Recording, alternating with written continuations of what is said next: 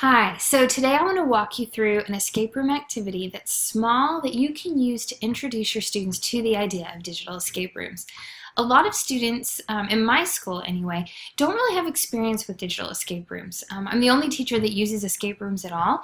Many of the students have either they've been to a real one maybe, but they haven't ever experienced using Google Forms to do an escape room. And so was a perfect activity for me to be able to begin the year.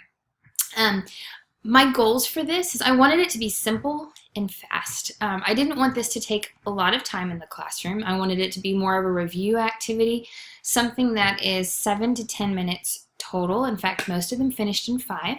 I wanted for them to understand a timeline when we got through this. So I teach history, and it's important for them to understand the chronology of a story, how things roll. This would also be a great activity for an English class or anything else where you need them to be able to understand a series of events and how they all fit together. So kind of a cause and effect relationship or just an overall chronology. I also wanted to do a little myth busting. So the topic for my escape room is Cortes' conquest of the Aztecs. This is right at the beginning of the year. I teach U.S. history, and so we start with Columbus, and then we move on to some of the conquest of the Americas. And a lot of them think they know. They think they have it all worked out because of what they've learned in elementary school or whatever.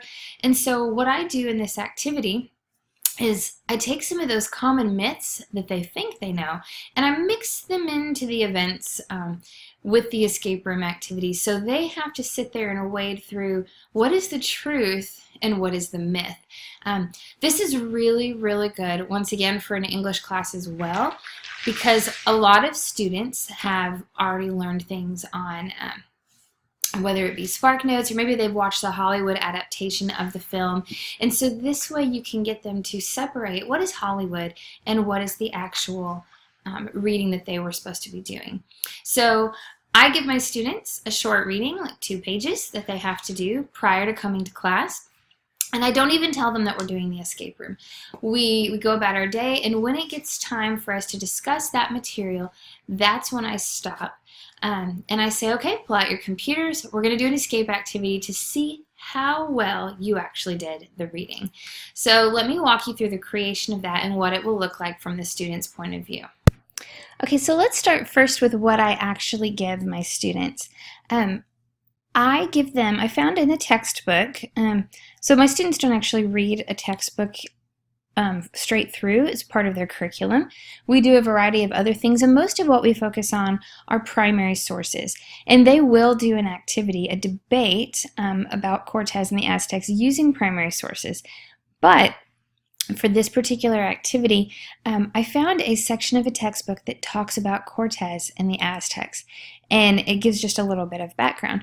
And so I give them that reading, and so this is how long it is, and it's just basically what happens.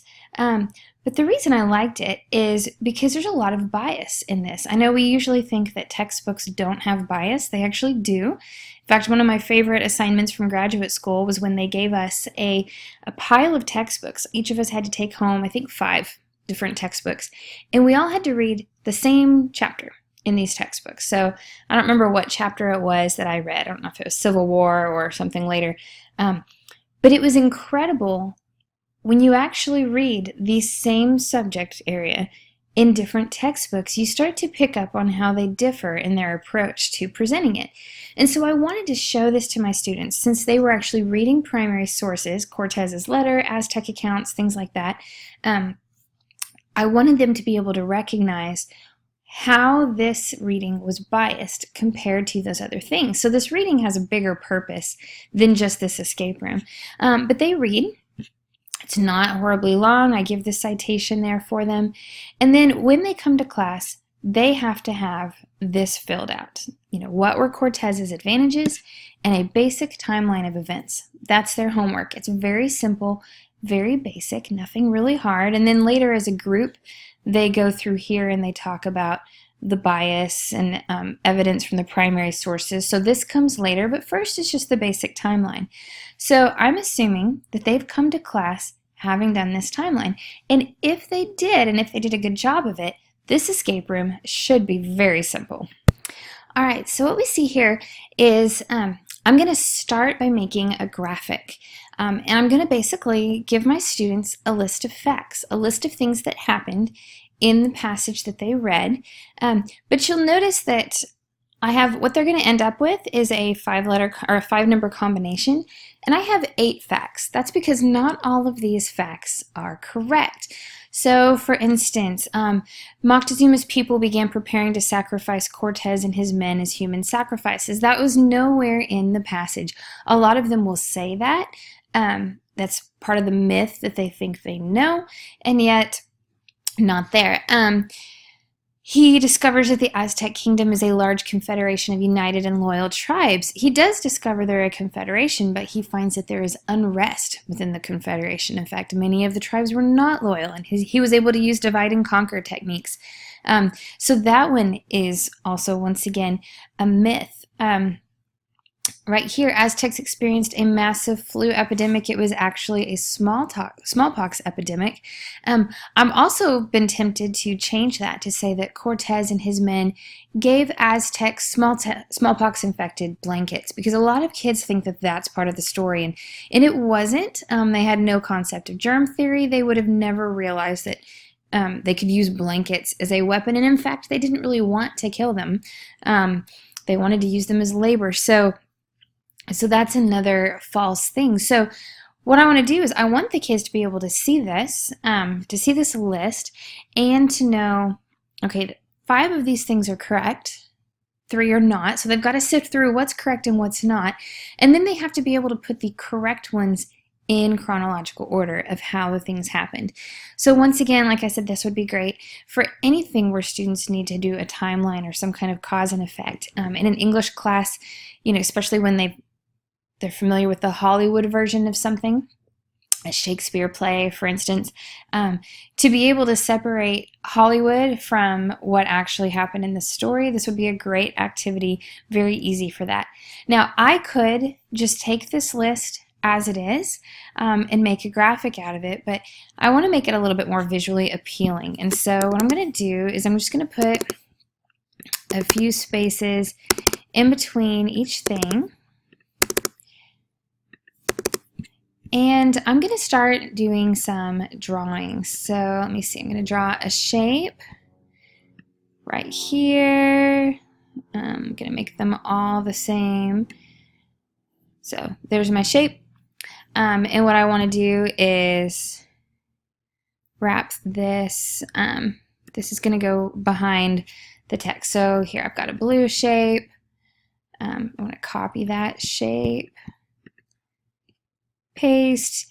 And so for this one, maybe what I want to do is change the color to orange. And I'm going to make a variety of different shapes with different colors. And then I'm going to use my screenshot, so however that works for you, but I'm going to actually just do a screenshot of the entire thing until I have something that looks like this. All right, here we go. So this is what it's going to look like. There is my image right there. And so now it's time for us to actually put this onto Google Drive and to build up something in Google that would be a very simple form for them to fill out. And so here's my finished version. And so I'll show you how I actually made this in just a second. Let's see, let's open up forms.google.com. So you want to go to Google Forms. Now we're going to start a new one. And we're going to title this Cortes and the Aztecs. There we go. And if you click up there, that will work. Customize theme. I actually like choosing an image for the header instead of this purple business. And so you can go in here and select any of their, pre-done images. What I did is I actually went to Google Image and I searched for Tenochtitlan, the city of the Aztecs, like the old ancient ruins. And so what you see is in this image up here, I have inserted this picture where you can see the ancient Aztec ruins, and so it kind of gives just a full feel for this. So you can do whatever you want there in the theme options. And then, let's see, in the description, what did I put? You know that Cortes conquered the Aztecs, but do you really know how it happened? So give them just a sense of, or I don't have to actually explain it. I can take them straight to the form and say, hey, you've done the reading. You said you did the reading. You did the homework for it. Do you really know it? So a quick check, do you actually know it? Okay, so now we get to the question, and this is where you can insert the image that you made. And so my image here. All right, so I'm going to come in here, choose an image to upload, and this is where I'm going to look at the screenshots that I've done, and this is the screenshot of the graphic that I made in Microsoft Word just a little bit ago. Like I said, you don't have to actually do a graphic, but I think the colors are visually fun for them. It's just more interesting for the students that way. And if you ever had the option of doing a color combination lock, that would also be pretty cool. So let's give it a second to upload. All right, so this is struggling to upload. I think my internet connection at home is not that great, but that's how you would do it, is you would put an image in right there. And so it would appear, and then where it says untitled question, this is where I would put a hint to the students about what they're looking for. So like number combination, and let me see what I do. Oh, I put number lock, 5 number combination. So I like that better. So number lock, 5 number combination. So they know what they're looking for. And then you have short answer text, and you want to give them that option. Now, what you want to do is a response validation. And here I have the number is the number, and this is where I'm going to put, let me see, where's my 36817. So that's going to be the number that I want. So 36817. And so, as you know, you can do lots of different types of questions. And I'm going to make this a required question. So you may be wondering, if you don't have this pop up where it says response validation has been added, one thing that you can do is go down where it has these little 3 dots, and that's where you see response validation, and you can click on that. Another way to do this is to put text, and you put contains, and then you'd put the number. In fact, what was my number again? Let's see. Oh, that's not the one I wanted. 36817. And the reason I like that is because you can do custom error text. So if they enter something that is not that, then I would have this message pop up like, weren't you paying attention? Something sassy. Anyway, so there you go. We're going to do that. And now we're not going to add a question. So you have this little toolbar on the side. We're going to add a section. And so it's going to continue us on to the next section.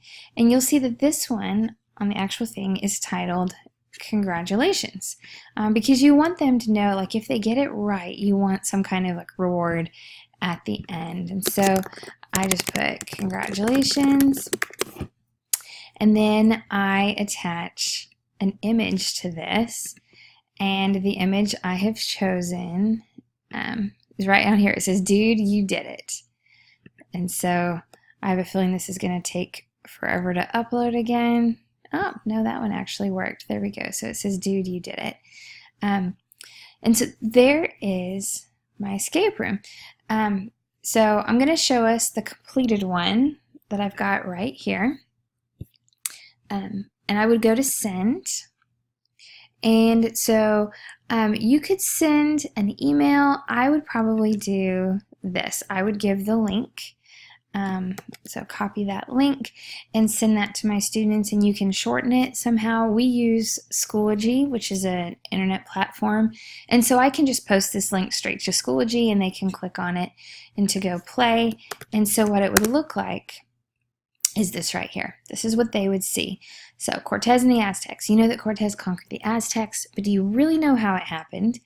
And then they would see this, and I give them no clues whatsoever. I don't tell them, hey, you've got to figure out what's not true. Hey, you've got to put this in order, because that's part of the fun and part of the critical thinking challenge.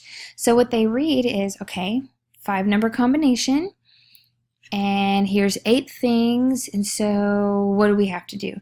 And usually it only takes them probably 1 to 2 minutes to figure out, oh, some of these aren't right. We've got to get them in order. And so if they get it wrong, if I try putting in 1, 2, 3, 4, 5, it goes, whoa, weren't you paying attention? But one more time, let me see, 3, 6, 8, 1, 7. If I put the correct one, then it's going to show them this. Dude, you did it. In my class, this usually only takes 7 to 10 minutes. I will put a timer up on the board. So I'll set the time on my computer. I'll count down the clocks. I make sure they're all on the page first, but I count them down, let them go at it. They're usually in groups of 2 to 3 working on this. And whichever group comes in first, they get like Hershey's Kisses or something small, something fun.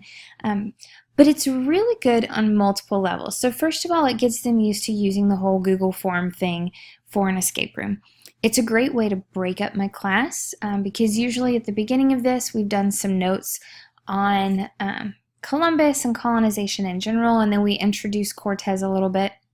Then I put them in small groups to discuss the reading.